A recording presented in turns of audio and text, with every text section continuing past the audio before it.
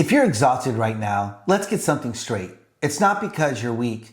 It's not because you lack discipline. And it's not because you're not resilient enough. It's because the world is changing faster than human nervous system was ever designed to handle. You see, technology, culture, expectations, uncertainty, information overload, constant pressure to adapt, perform, and stay relevant. All at once, we're experiencing isn't personal failure. It's environmental overload. That's why we need to redefine resilience, because the old definition no longer works. Resilience is not an old school grit. It's not just pushing harder, pull your pants up, strap on your boots, wipe it off with some dirt and keep going. It's not tough it out and don't feel. Modern psychology is clear on this. Resilience today is a survival skill, not a personality trait. And it's built on three things: psychological flexibility, emotional regulation, meaning making. These are skills, not talents. And here's what's important. AI cannot replace them. You can automate tasks. You can outsource intelligence, but you cannot outsource meaning. You cannot automate wisdom. You cannot download emotional regulation. In the age of rapid change, resilience isn't about bouncing back to who you were. It's about becoming who this season requires you to become. There's a reason this matters so much to us, because resilience stopped being a concept for us and it became survival. After our home invasion, life didn't just feel different. It felt unsafe in ways that we couldn't explain. And the world kept moving, but our nervous systems didn't get the memo. Simple things became exhausting. Loud noises, being alone, sleeping through the night, trusting our own sense of calm. We weren't new to personal growth. We understood the mindset. We believed in faith, discipline, and pushing forward. But trauma doesn't respond to your willpower. What we experienced, it wasn't weakness.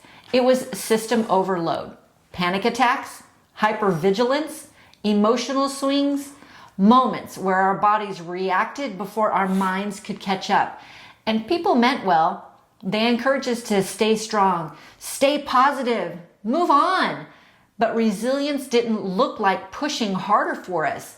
It looked like slowing down and learning how to regulate instead of override. Giving ourselves permission to heal without a timeline.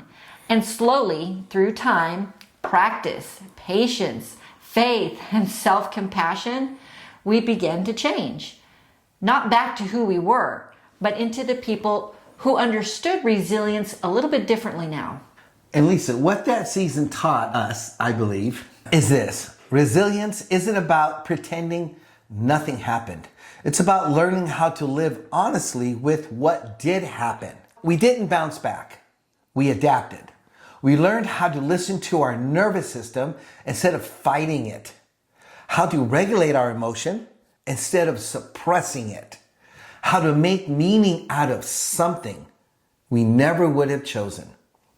And spiritually, that changed us, because when control is taken away from you, faith stops being theoretical.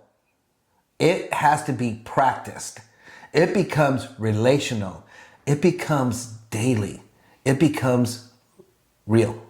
That season didn't harden us. It deepened us. It showed us something we carry into everything we teach now. Your broken places aren't liabilities. They're where your wisdom begins. The pattern is clear when you look at who actually endures. The resilience is not the loud, heroic kind, but the deep, adaptive kind. One of those peoples was Charles Darwin. You know, most people don't know this, but Darwin spent much of his adult life physically ill. He had chronic pain, digestive disorders, anxiety, long periods where he couldn't work, travel, or socialize. And by today's standards, he would have been told to just push through. Instead, Darwin adapted. He structured his days around his limitations. He worked in short bursts. He walked. He reflected. He gave himself permission to live slowly in a fast world. And in doing so, he produced ideas that reshaped how humanity understands life itself. Darwin didn't overcome his limitations by force. He worked with them. That's resilience as flexibility.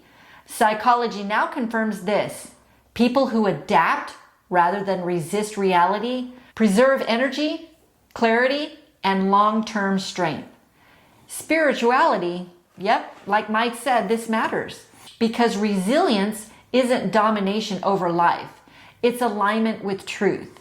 And truth has a way of humbling us and strengthening us at the same time. This is where a lot of people feel relieved and exposed all at the same time. Because we've been taught that resilient looks like never breaking, never slowing down, never needing help, bend but don't break. But what we're seeing now in therapy, in research, in lived experiences is that unprocessed emotion is one of the fastest paths to burnout. Emotional regulation isn't weakness, it's wisdom. It's learning how to stay present when your nervous system wants to panic. It's learning how to feel without being overwhelmed. It's learning how to respond instead of react. And it's deeply spiritual, whether you use that language or not. Every spiritual tradition talks about stillness, talks about awareness, about grounding, because when the external world becomes unstable, the only sustainable anchor is internal. Resilience today is less about holding it together and more about learning how to come back to center. Here's the part that changes everything. Meaning making. People who survive rapid change without losing themselves don't ask, how do I get back to normal? They ask, what is this season shaping in me? That question transformed pain into a purpose. There's spiritual truth here we can't ignore. Transformation rarely happens in comfort. It happens when old identities fall apart, when assumptions are changed, when what used to work doesn't work anymore. That can feel terrifying, but it can also be sacred because resilience isn't just bouncing back. It's allowing life to refine you instead of hardening you. Your broken places are not liabilities. They're transformation victories. They are where compassion grows, where wisdom deepens, where that strength becomes quiet and unshakable. And when you stop fighting the fact that change hurts and you start asking what it's teaching, then something in you is going to shift. It did for us. You don't feel as lost. You don't feel behind. You don't feel as defective. You realize you're being shaped. This is what we're being called to understand. In the age of rapid change, resilience is not about standing still while the world moves around you. It's about moving with integrity through uncertainty, psychological flexibility, emotional regulation, meaning making. They are not soft skills, they are survival skills, and spirituality. This is where strength becomes something deeper than performance. You don't just survive change, you let it shape you. Not into someone harder, no, but into someone wiser. Not into someone numb, no, but into someone more grounded. So, if you feel tired, disorientated, stretched thin, don't shame yourself. This isn't a failure of character. It's a call to adapt with intention. Resilience today doesn't look like grit. It looks like awareness. It looks like presence. It looks like meaning. And that's the no surrender way. So keep your head up and stand tall until next time. See ya.